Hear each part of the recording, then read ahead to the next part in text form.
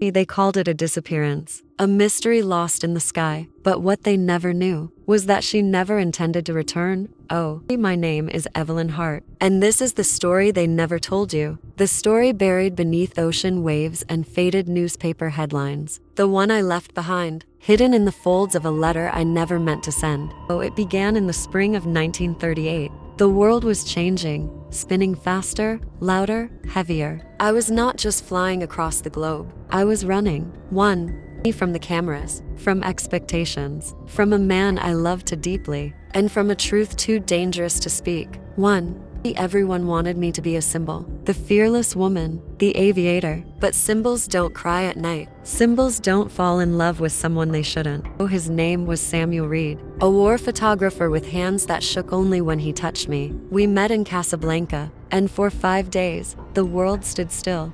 The sun in Casablanca was cruel and beautiful, casting shadows that whispered secrets no one dared repeat.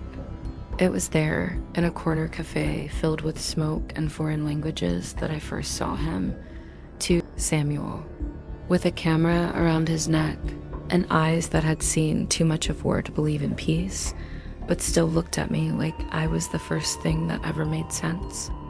He didn't ask about the newspapers. He didn't want a picture or a quote. He just wanted to know if I was tired, and I was. God, I was.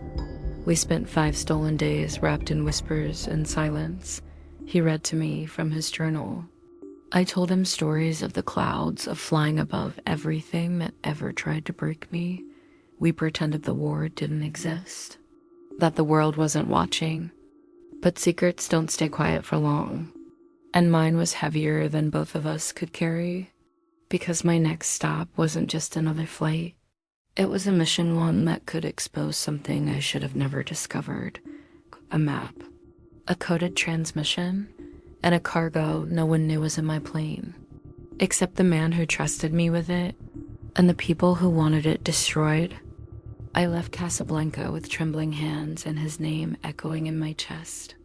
Samuel stood by the tarmac, watching as the engines roared to life. He didn't wave. He just mouthed the words, "Come back to me." But I knew I wouldn't. I couldn't. Not with what I was carrying, not with whom I'd be following. I was supposed to make contact over the Pacific, drop coordinates, deliver the item, and return with a story that would never be told. But on the 3rd night of flight, the radio went silent. Not broken, not jammed, just silent, as if the sky itself had swallowed every sound. Then came the storm. It wasn't marked on any map. It moved like it knew exactly where I was going, and it wanted to stop me. Lightning clawed at the clouds like hands reaching through smoke. The plane groaned under the weight of the wind. And for a moment, I thought, maybe they planned this. Maybe the storm was never just weather. The storm broke something, not just the navigation, not just the wing. It broke time. Because when I opened my eyes, the world around me didn't feel real. I had crash-landed on a strip of sand no larger than a football field. Palm trees swayed like whispers. No radio, no signal, no way to call for help. But I wasn't alone. There were footprints, barefoot, wide, fresh, and they weren't mine. I followed them through the trees, pulse screaming in my ears. And there, buried beneath a fallen net and rusted tools, I found a wooden crate with the same insignia that marked the cargo I carried. I was supposed to deliver one, but here was another. Same symbol, same weight, but cracked open, empty. Someone had been here before me. Someone who knew exactly what I was carrying and what it could do. Because inside the broken crate was a single item left behind, a photograph of Samuel, taken days before I met him. I stared at the photograph like it might blink. Samuel, smiling, standing next to my plane, but the date on the back was wrong. It was taken 2 weeks before we met in Casablanca. He knew about the mission, about the cargo, about me. Was I just a means to an end? Was our story a trap wrapped in love? The air grew heavier. The jungle trembled behind me, and then I heard it. Footsteps, slow, careful, familiar. I turned, breath frozen. And there he was. Samuel, dirt-streaked, bleeding, alive. But his eyes, those eyes I once trusted with my whole soul, they weren't soft anymore. "I tried to warn you," he said. "I told them this was bigger than war. Bigger than politics, but they didn't care." He pointed at the crate. "It's not a message, Evelyn. It's a weapon." My knees gave out.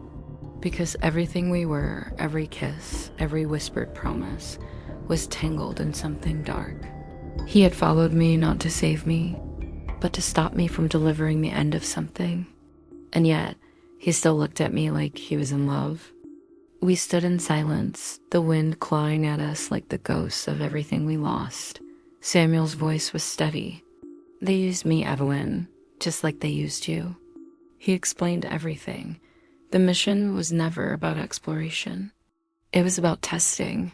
The device in the crate could intercept signals or erase them. A perfect silence weapon. "They planted it in your plane," he said, then fed the media a hero story. I was supposed to disappear, to vanish with the weapon, so no one would know it ever existed. And Samuel, he was sent to watch me, to make sure the silence lasted forever, but he fell in love. "I was supposed to report when you crashed," he whispered, "but I followed you instead. I chose you."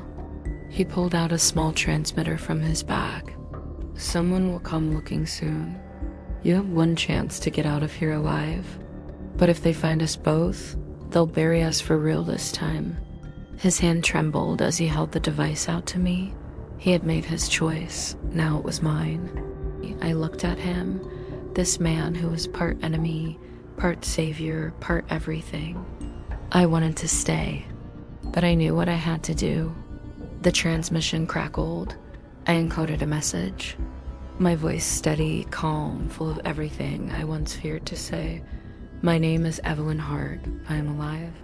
And I was never lost. The rescue team arrived days later. I was found alone, standing beside a fire that spelled out a single word in the sand. "Forgive." They never found Samuel. But I think of him every time I hear silence, because he gave me back my voice. Even if it cost him everything, the world celebrated my return. They wrote new headlines, built new myths. But only I know the truth behind the disappearance they thought they had solved. Some stories don't end in mystery. Some end in love and a silence. That saved the world.